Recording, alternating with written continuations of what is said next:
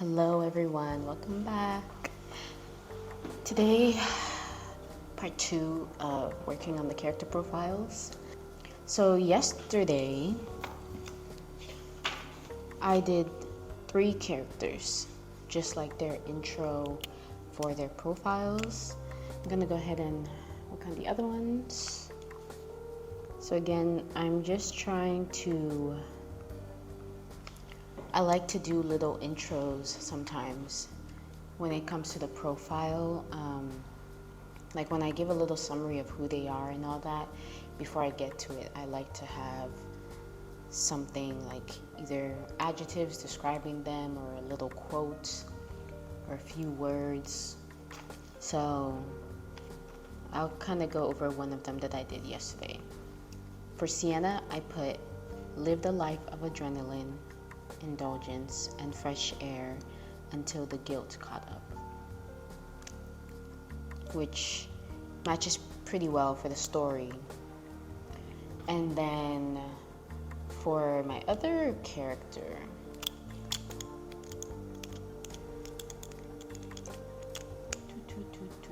he's a photojournalist from Romania. Maybe something about him being a lone wolf, because he likes to be alone. He likes to be alone. He likes to do things on his own. Did I say he was a photojournalist? Yes. But I also made him a private investigator, so I can't remember if he was both, or if I just, like if he was one and then the other, or if I forgot to not take the other one, or to take the other one out. But either way, he likes to do things on his own, and even in the story, it's like, where is this guy? Because he just went off to do his own investigating, and then later on he returns with the group, and then it's like group activity. So I kind of want something that expresses how he was a lone wolf, but now he's like returned to the pack or something like that. Something like lives as a lone wolf. It just sounds so cheesy. It sounds so cheesy. Because he's part of the human trafficking organization, technically. He's their private investigator, so yeah, he's used to doing investigating on his own and then bringing back information. But I think this is maybe the first time, or the first time in a while, where he has to account for a whole bunch of other people who's also doing the same thing he is and like working with a team in that way. All the things that I'm thinking of sound so cringy or like cheesy. I don't like it. It's not really coming out like the other ones. So I'm gonna move on to another character. Let's try my character Lynn. Let's see.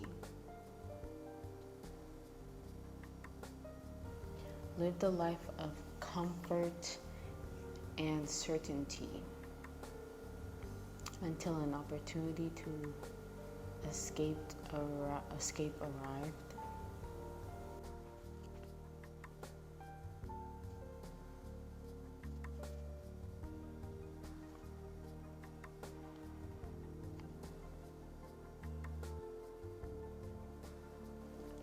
So I started writing and then the words were coming.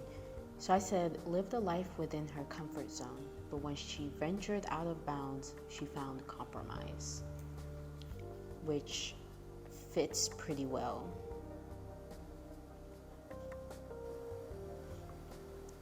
Cool. Next character is a doctor, Dr. Mendez. She was part of the stuff that was going on. I'm just trying to figure out who she is, because in the earlier draft, she was one of my character's ex-wife. And I don't even know why I did that, because it really was random. It really was just like a random pairing of like, oh, my ex-wife works at this place here that you guys need to go to. It wasn't, yeah. But I decided to keep her character because she is needed and I like her. I really do like her. She's an advocate. Obviously she's a doctor, so she cares for others. She cares about doing what is right, even though in this draft she was participating in doing what was wrong. But it got to a certain point when she decided, I don't want any part of this. This isn't who I am. I gotta go. So she has integrity.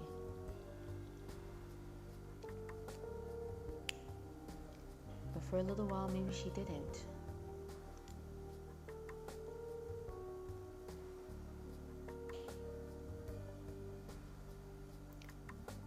Lives a life of integrity. But that one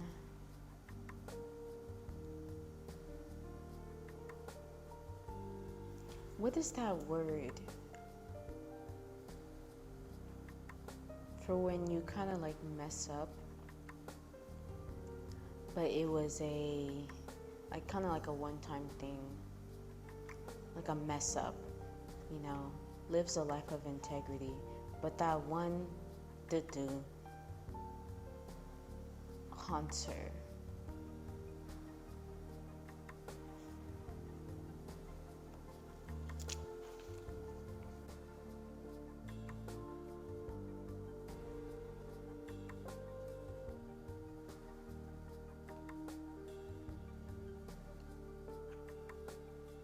Slip up?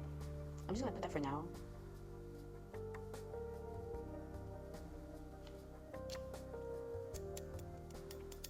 Lives a life of integrity, but that one slip up haunts her. Haunts her memories.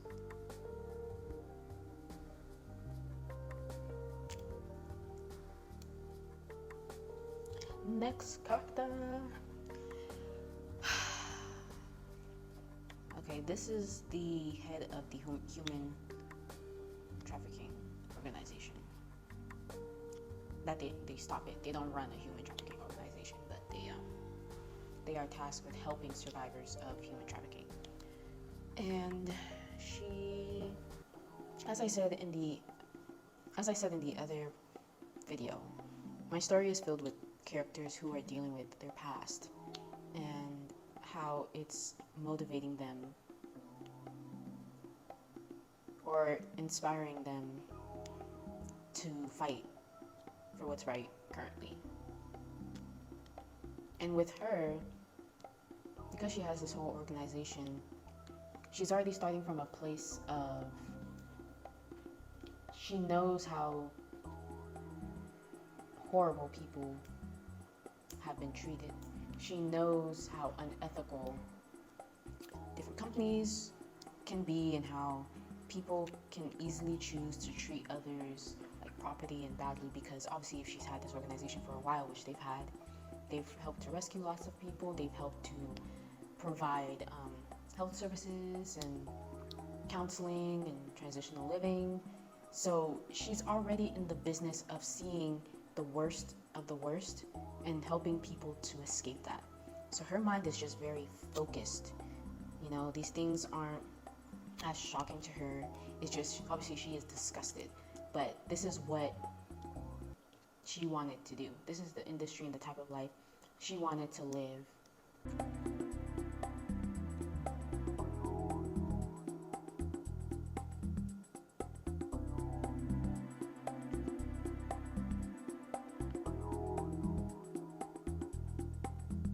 So, Julia lives a life of compassion, not afraid to get her hands dirty if it means helping someone out the trenches. And I think that definitely, you can see that in the beginning of the story when her character comes in and she's kind of thinking about, you know, why her and her partner are driving to the place that they're going. Is because she had compassion on someone who is now missing. The person is missing. Don't know what happened, and it has caused a lot of problems. And her partner's kind of griping at her, but she's like, I want to give someone a chance.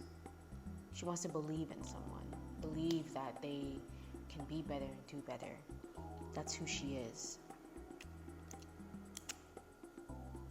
Next character, I only have 3 left to do. Well, 4 because I didn't do the other one. So this is Maya. She is a tech genius, her and her twin brother. And I'm not going to do her twin brother or Julia's partner because they don't have POVs in the story, so I'm not bothering to obviously do their character profiles. And I know Julia's partner, I know what type of person he is. I know what type of person he is.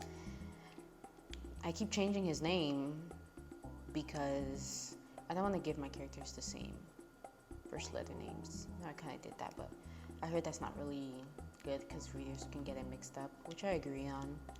It's just the names that I had for him. It just fit him so well. It fit him so well. But it was easier to change his name than the other character because it just didn't matter that much. So, Maya, tech genius, lives a life of wires and connections. I don't know.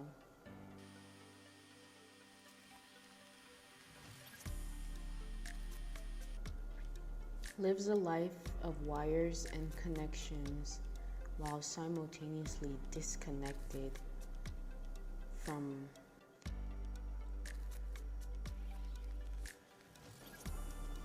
her origins. I'm still struggling with her and her brother,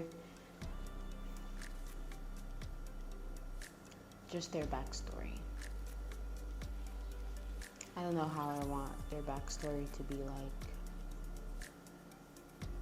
but I'm thinking they may have been orphans, or maybe their parents are somewhere else and they had to leave because the area they were in, maybe there weren't a lot of like job opportunities or something. I don't know. Something like that.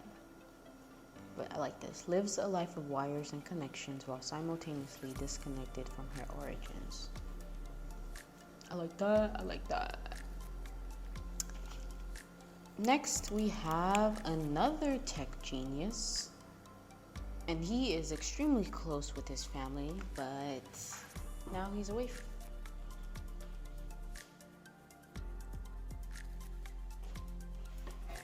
So, I didn't press record on the last 3 characters that I needed to do, which is a huge shame, but hey, it's done. All the intros for all 10 characters are now done. I'll go ahead and read them to you. I'm so annoyed. So, the second tech genius, I said he lived a life of escapism. Now he realizes what he missed out on. So that character, he was more focused on his job. He's a hacker. He was more focused on his job and like talking to his online friends than spending time with his family. And now that he's so far away from them and can't really get a hold of them, he regrets not spending more time with them, talking and just being around them and being present, because now he's worried that they are freaking out about where he is and he just feels really bad and regrets it. The other character, she also has a few regrets. She was part of the trials as another character. She didn't really get her treatment finished, and so she's dealing with the after effects of that. And she ends up, she just ends up going after another character because she thinks that it will help her, like herself, because she wants her treatment done, and that's the only way to do it. And I said, lived a life with the short end of the stick, which is a bit of foreshadowing. And then my other character, I said he lived a life going after bad actors. And I don't want to see the last part, but he just finds something out about a person. And he's like, what the heck? Why are you caught up in these things? And it really breaks him. I wanted to say something about how he's a lone wolf, but it just wasn't coming to me. Anyways, that's it. the next thing for me to do is actually type all this into their individual profiles and then flesh it out. Then I'll be done with the character profiles and I can check that off the to-do list and focus on the next thing. Guess what? I changed the name. So WEL9, well 9. That is the new acronym. So I just need to fix this. And I was able to write a new summary. And I'm working on cover ideas, but I have one that I kind of like. I wrote down 5 options, which is awesome.